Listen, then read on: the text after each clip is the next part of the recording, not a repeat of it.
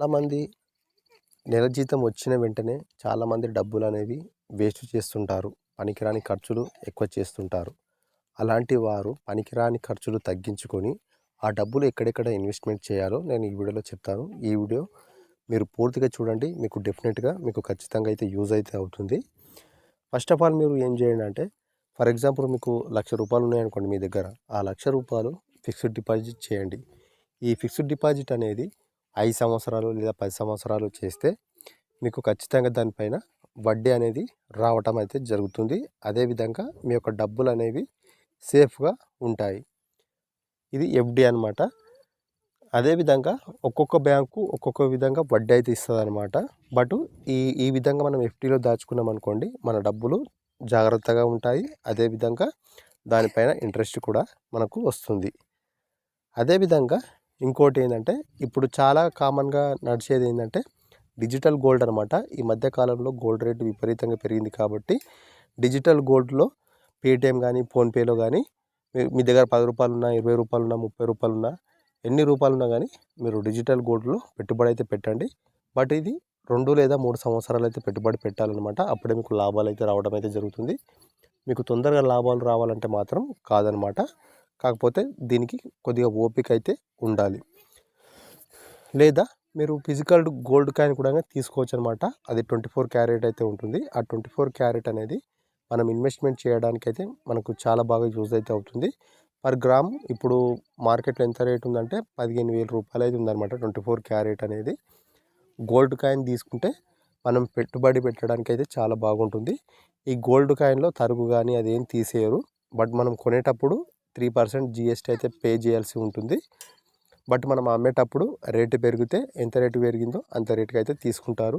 ఇది చాలా యూస్‌ఫుల్ అయితే ఉంటుందన్నమాట. గోల్డ్ అనేది మన నిత్య జీవితం అవసరం కాబట్టి దీనికి డిమాండ్ అనేది ఎప్పటికీ పెరుగుతూనే ఉంటుంది కానీ తగ్గదు. మ్యూచువల్ ఫండ్స్, ఈ మ్యూచువల్ ఫండ్స్ అనేవి కూడా చాలా బాగుంటాయి. ఈ మ్యూచువల్ ఫండ్స్ అనేది మెయిన్‌గా దీంట్లో మనము ఎస్ఐపి ద్వారా మనము ఇన్వెస్ట్‌మెంట్ అయితే చేస్తే బాగుంటుందన్నమాట. మీ దగ్గర రూ. 1000 ఉన్నా, 2000 ఉన్నా, 5000 ఉన్నా మీ దగ్గర పర్ మంత్ మీరు ఇన్వెస్ట్‌మెంట్ చేసుకుంటే బాగుంటుందన్నమాట. దీన్ని సిప్ అంటారనమాట. సిస్టమేటిక్ ఇన్వెస్ట్‌మెంట్ ప్లాన్ అన్నమాట. ఇది బాగుంటుంది. ఈ మ్యూచువల్ ఫండ్స్‌లో మీరు ఇన్వెస్ట్‌మెంట్ అయితే చేయొచ్చు. మీకు ఒకవేళ మీకు దీనికి సంబంధించి మీకు ఐడియా ఉందనుకోండి, ఫోన్‌పేలో కానీ, పేటీఎంలో కానీ మీరైతే అక్కడ మ్యూచువల్ ఫండ్స్‌లో పెట్టుబడి అయితే పెట్టవచ్చు. అదేవిధంగా ఇంకొక విషయం ఏమిటిదంటే, ఈ మ్యూచువల్ ఫండ్స్‌లో మనకు చాలా ఇంట్రెస్ట్ అనేది ఎక్కువ ఉంటుంది. ఎఫ్‌డిలో కన్నా అంటే ఫిక్స్డ్ డిపాజిట్‌లో కన్నా కూడా ఈ మ్యూచువల్ ఫండ్స్‌లో మనకు చాలా ఎక్కువ ఇన్కమ్ అయితే రావడం అయితే జరుగుతుంది. వడ్డీ మీద వడ్డీ వడ్డీ అయితే వస్తుంది. అదేవిధంగా మీరు మ్యూచువల్ ఫండ్స్‌లో ఇన్వెస్ట్‌మెంట్ చేస్తే ఖచ్చితంగా ఓ 10 నుంచి ఓ 20 సంవత్సరాల వరకు మీకు, లేదా ఆ పైన మీరు ఎక్కువ ఓపిక ఉంటే ఎక్కువ సంవత్సరాలు ఇందులో ఇన్వెస్ట్‌మెంట్ చేస్తే మీకు ఎక్కువ రిటర్న్స్ వచ్చే అవకాశం అయితే ఉంటుంది. బట్ మీకు ఈరోజు పెట్టగానే రేపు మీకు ఇంట్రెస్ట్ ఎక్కువ రావాలంటే మాత్రం ఇందులో కుదరని పని అనమాట. కాకపోతే మీరు 10 సంవత్సరాల నుంచి ఓ 20 సంవత్సరాల వరకు ఎక్కువ పెట్టుబడి పెడితే మీకైతే కొన్ని సంవత్సరాలు ఆపితే అంటే సిస్టమేటిక్‌గా మీరు కట్టుకుంటూ వెళ్తే మీకు ఖచ్చితంగా మీకు ఇన్కమ్ అనేది త్రిబుల్ అయ్యే అవకాశం అయితే ఉంటుంది. ఇది బాగుంటుందన్నమాట. మ్యూచువల్ ఫండ్స్ అనేది బెస్ట్ ఆప్షన్ అనమాట. అదేవిధంగా స్టాక్ మార్కెట్, దీంట్లో మాత్రం మీకు ఖచ్చితంగా నాలెడ్జ్ అయితే ఖచ్చితంగా అయితే ఉండాలి. స్టాక్ మార్కెట్‌కు సంబంధించి నాలెడ్జ్ అయితే డెఫినెట్‌గా అయితే మీకైతే ఉండాలన్నమాట.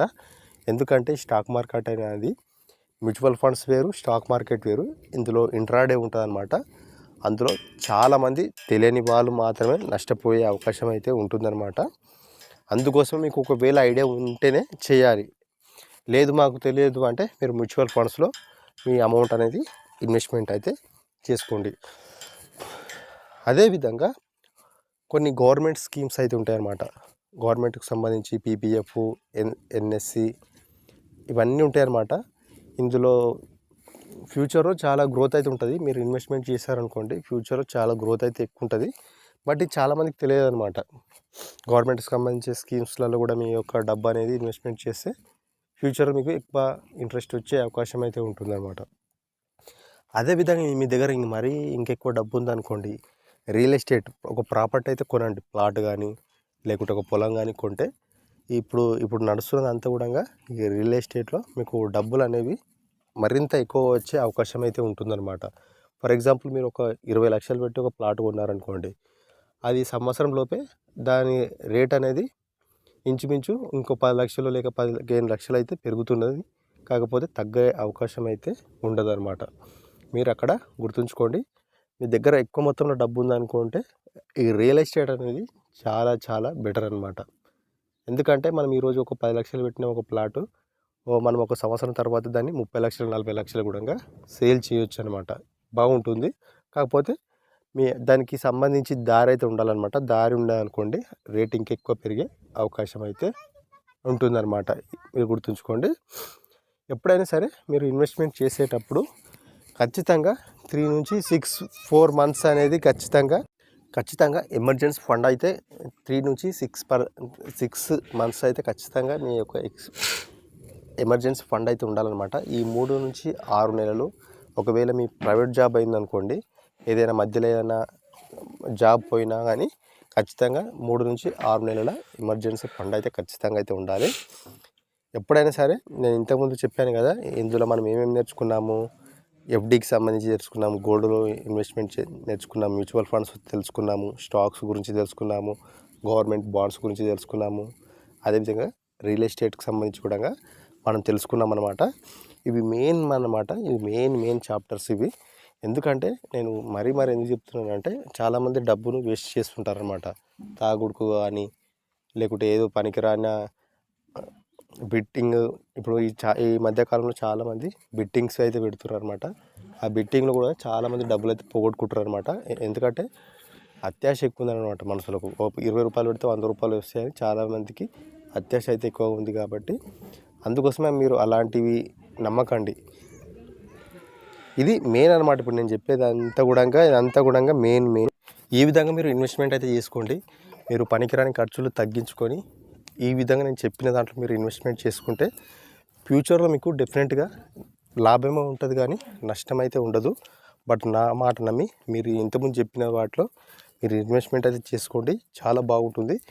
ఎందుకంటే డబ్బులు అనేవి చాలామంది వేస్ట్ చేస్తారు అనమాట. తాగుడుకో లేకుంటే బండి కొనుడుకో లేకుంటే కారు కొనుడుకో ఈ విధంగా చాలామంది అయితే వేస్ట్ చేస్తారు. మీరు అలా వేస్ట్ చేయకండి. ఈ విధంగా మీరు చేస్తే మాత్రం మీకే ప్రాబ్లం అయితే అవుతుంది. బట్ చాలా మంచి స్కీమ్స్ అనమాట. ఇప్పుడు చెప్పేటి అన్నీ కూడా మీకు ఖచ్చితంగా నాలెడ్జ్ అయితే ఖచ్చితంగా పెంచుకోండి. పనికిరాని స్కామ్స్ ఉంటాయి, వాటి మీద అయితే మీరు ఇన్వెస్ట్మెంట్ అయితే చేయకండి. బట్ మీరు పనికొచ్చే వాటి మీద మాత్రమే ఇన్వెస్ట్మెంట్ చేసేయండి.